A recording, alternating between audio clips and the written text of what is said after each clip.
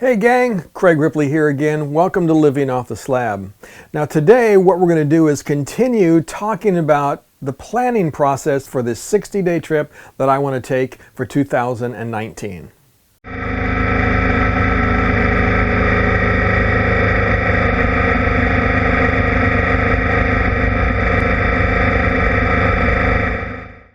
So for a little review, what we've done so far is we decided what we wanted to do, and that is take a 60-day trip around the United States, starting up here near Boston, Massachusetts, going down south all the way out to the West Coast, up the Pacific Coast Highway, and then come back across the northern tier of states and even up into Canada a little bit.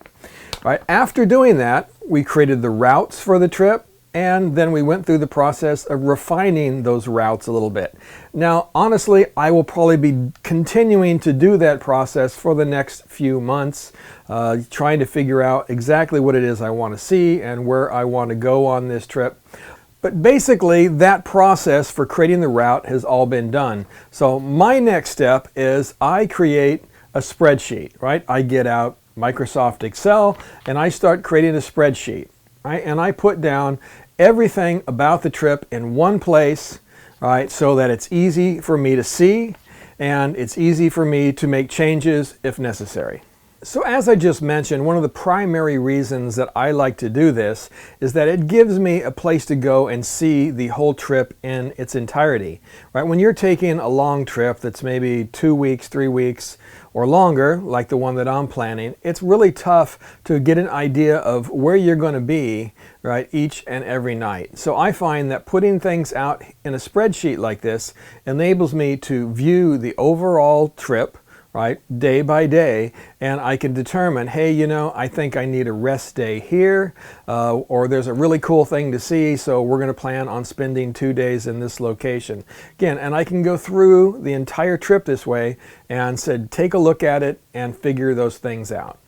So some of the things that I track on this spreadsheet include, of course, the dates, right? The starting location, the ending location for each day.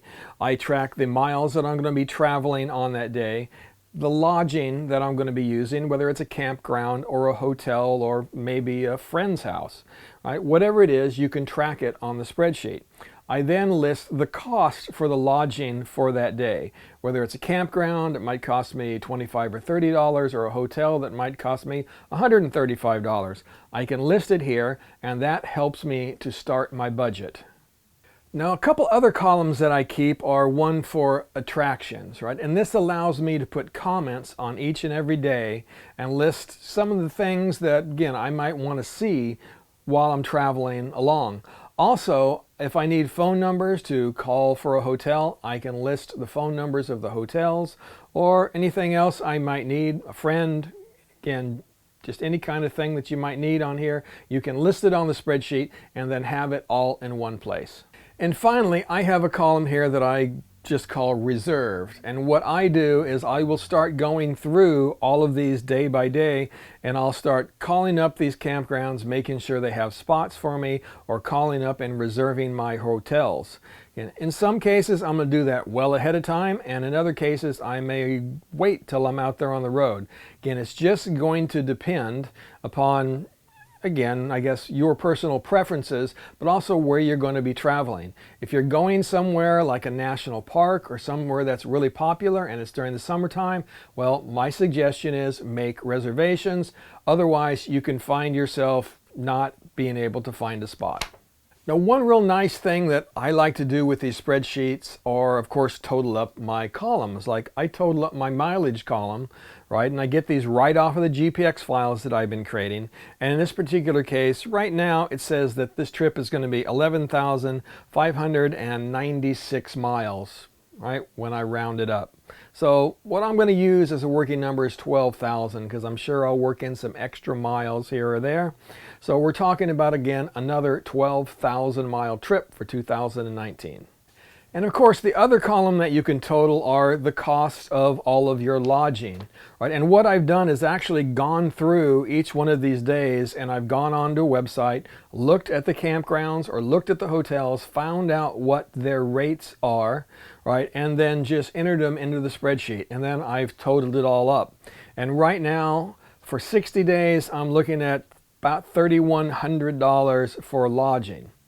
Right, so, and again, I know some of you are going to think that is a whole lot, right? But we spent a little over that going up to Alaska and back, right? The hotel rates, once you get up into Canada, are a little higher than they are in a lot of the western states here in the U.S., right? So you have to pay those rates. You don't have a whole lot of choice, right? Because there aren't a whole lot of hotels in some of those locations heading up the Alaska highway there.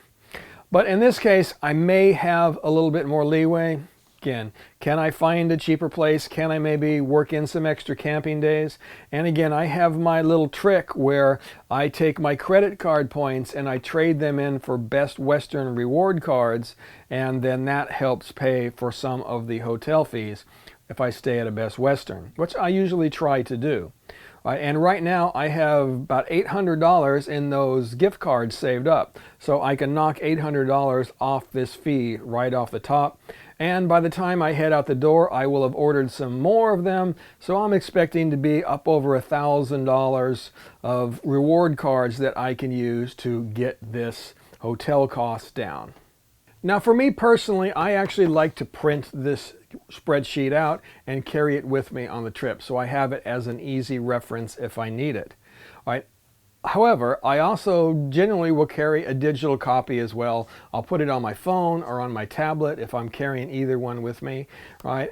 And also I can store one in a OneDrive account or a Dropbox account or a Google Drive, something like that, where I can get to it from anywhere, right? Even in a hotel, you can log in to your OneDrive or your Google Drive and take a look at those files right there online, right? So it's really easy to carry it with you and have it as reference. All right, gang, that's it. Short and sweet for this video. I think what I'm going to do here is leave you with some of the highlights of this trip. We'll just go through a little slideshow here, and then next time we'll get into a little bit more detail about the budgeting process. And as always, thank you to everybody who is buying from Twisted Throttle by linking through my website. That really helps us to keep these videos coming. Also, there are t-shirts and sweatshirts for sale. I have my little ebook for sale, and you can also become a Patreon and help us get a monthly income going for this YouTube channel. Again, all of it really helps to keep these videos coming. I really greatly appreciate anything that you can do to help me out. Thanks, guys. We'll talk to you next time.